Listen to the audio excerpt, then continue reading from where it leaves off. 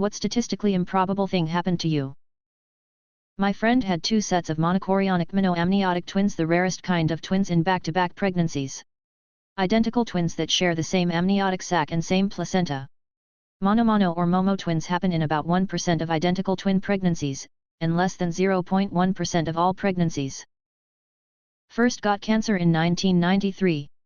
In 2003, they told me to get my affairs in order. I had 6 months. In 2021, they told me it's spread to my bones and lungs. They gave me 5 years. In 2023, 2 years down and feeling about 90%. Got attacked by a robin in the morning, then attacked by a hawk 3 hours later. Weird day. I got a degree after aging out of foster care. Many years ago I had a terrible day where my then GF broke up with me, then I did terribly in a final exam for a college class, then I lost my wallet, and finally, as I was doing the Charlie Brown sad walk back home, some random branch broke off a tree as I was walking on the sidewalk underneath it, and the damn thing fell on top of me and hit me square across the shoulder and knocked me to the ground.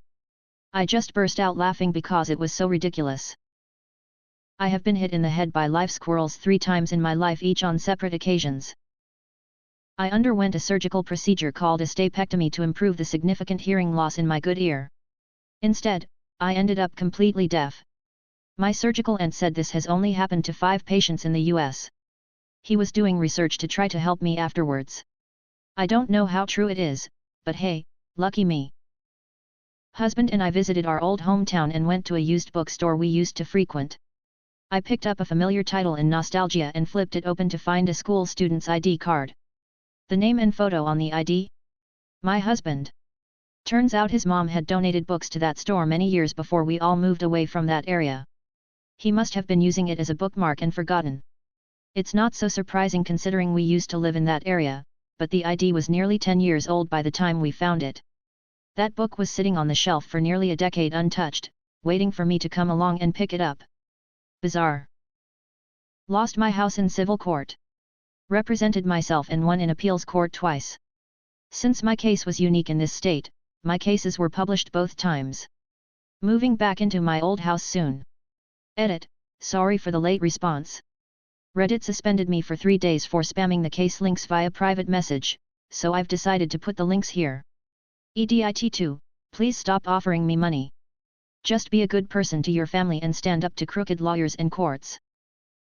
After losing an AirPod while skiing, I was able to find it the next run. I was almost murdered in a case of mistaken identity. A guy came chasing after my car on the highway, waving his gun out the window. He eventually got in front of me, blocking my car, and stopped his car and got out. He came right up to my window, pointed the gun right at my head, looked me in the eyes and said sorry. Wrong chick, then got back in his car and drove away. I still have no idea who he was or who the right chick was.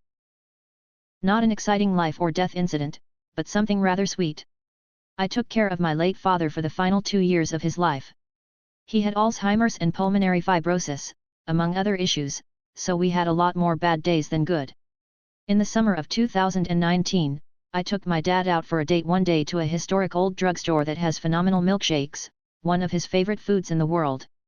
It was one of Dad's increasingly rare good days, where he chatted merrily with me about all sorts of old memories.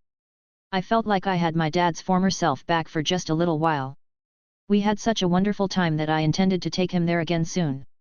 However, this ended up being our last date. For most of the remainder of that year, Dad declined too much, mentally and physically, for me to take him out for anything other than very short grocery trips or to appointments. The following year entered the pandemic. It was a very, very rough year with Dad. In January of 2021, my father died, alone, in a hospital in another state. Our state ran out of hospital beds and he had suffered a traumatic fall that required hospitalization. That day in 2019 ended up being the last truly happy day I had with my dad and the last fun outing he ever got to experience. 3 months after my dad died, I met a wonderful man online. 9 days after signing up for a 1-year membership, because surely it's going to take time to find someone truly compatible with a shy nerd like me. A few months later, we decided to try a first date. He lived 3 hours away, but wanted me to be comfortable, so he volunteered to drive to my town for the date. He looked online for an appealing restaurant to suggest, and excitedly told me about this really neat historic drugstore we could go to. We went on a very crowded day, local festival oops, and had to wait quite a while for a table. The waitress sat us at the exact same table where I sat with my dad nearly 2 years earlier. I was even in the same seat.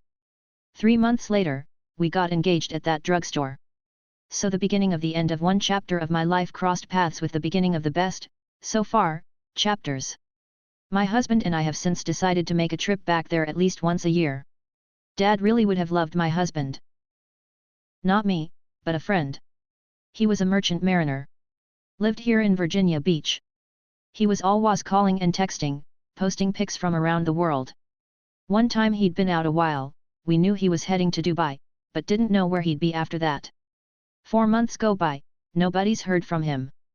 His neighbor, who I was friends with, gets married and goes to Thailand for his honeymoon. He texts me one day and said, "You aren't gonna believe this shit." He said he asked a local where a good local spot to eat was that tourists wouldn't be it. Guy takes him 30 minutes from the beach to some dive bar/restaurant with no sign, no clearly marked entrance. He said it looked so shady he was afraid he was about to be robbed and killed. He goes in, and it's a legitimate restaurant. He eats, drinks some beers, goes to the bathroom. Out walks my friend, so he took a pic and sent it to me to confirm he's okay. Imagine taking a flight several thousands of miles away, getting away from the tourist areas and going into a local dive bar, and running into your fucking next door neighbor you haven't seen in months. Shit's wild. I received my heart transplant after being on the list for only 7 hours. Riding my bicycle on a commercial fishing pier as a kid, I lost control and rode off the edge with a 20 drop to exposed rocks at low tide. I tried to stop myself going over by planting my feet on the edge of the pier, but I knew my bike was too heavy. Somehow the bike stopped, halfway over at a 45-degree angle.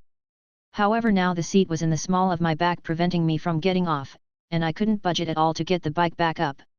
A fisherman finally ran over to help me, and we decided he would pull me as hard as he could and I'd let the bike fall. I jumped to the side as he pulled me back to the pier, and it worked. However, my bike was still there, not moving at all. When I examined what had happened, there was a piece of rebar sticking out from the edge of the pier, bent upwards in an L shape, and it passed diagonally through the spokes of my front tire and completely wedged my bike in place. It was the only spot on the 300-long pier with anything sticking out. I most certainly did not stop myself and my bike from going over. NSFW, what is perfectly legal, but creepy as hell? Making those websites that count down to, usually female, celebrities turning 18. Those toddlers in tiaras pageants. In some places it's totally legal to eat human flesh and buy human leather. Smelling a seat when someone stands up. Necrophilia was legal in the Netherlands until June this year. Divorce lawyer here. People fighting like mad to get the dog in the divorce and then turning it over to a shelter out of spite. Although now in CA there can be serious consequences for doing that due to recent law changes about pets and divorce, but it wasn't always that way. My friend's dad took us to the gym when we were kids. There was a line of like 30 treadmills with only one person, a lady on the end. He proceeds to pick the only treadmill adjacent to hers. LOL, even as a kid I was like, come on man. Exploiting your kids for fame on social media. Lawyer here. I once had a client drink another person's unflushed pee from a public toilet. The judge clearly hated that he had to dismiss my client's case. Edit, lots of great questions, but I will remember what I learned at an MCLE training from Michael Jackson's lawyer, no comment is never the wrong answer. Following people on the street for extended periods of time. Sitting at a pool, with a camera. Fully clothed. Groping women for up to tens in Italy. Paparazzi. Sitting beside someone in a bus/train when there are multiple available seats. Walking into an elevator and not turning around. What's the worst response to "you're under arrest"? No, I'm under the influence. Thanks, you too. No, I'm a sovereign citizen and you are overstepping your authority. Because of maritime law or something. For the coke or the embezzling. Edit, this may be my most responded to add upvoted post ever. Thanks for the awards, you bunch of degenerates. Is this the part where you frisk me?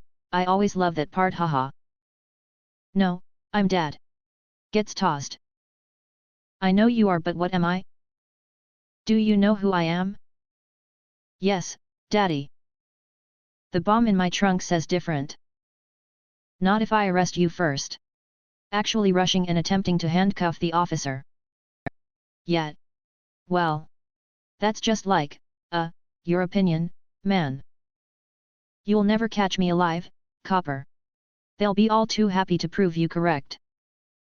Pull out your get out of jail free card, and say not today my friend. Like I was under your mom last night?